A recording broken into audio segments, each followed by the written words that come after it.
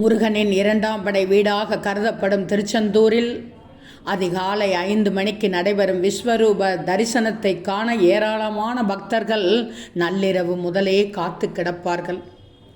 இந்த நேரத்தின் போது வள்ளி அம்மன் கோவிலில் செந்தில் அதிபன் சுப்பரபாதம் ஒலிக்கப்படும். இதனைத் தொடர்ந்து பள்ளியறை தீபாராதனையும் கருவறையில் மூலவருக்கு பூஜையும் நடைபெறும்.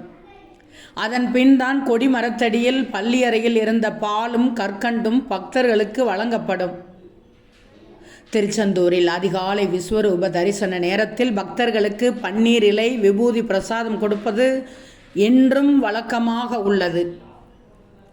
அந்த பன்னீர் இலை விபூதியானது நோய் தீர்க்கும் அருமருந்தாக பார்க்கப்படுகிறது. அதே சமயம் பழனியில் மூலவர் சிலை மீது பூசப்பட்ட சந்தனம் பக்தர்களுக்கு சிறு வில்லைகளாக மாற்றி பிரசாதமாக வழங்கப் போகிறது. இதுவும் தீராத நோயை தீர்க்கும் என்று நம்பப்படுகிறது.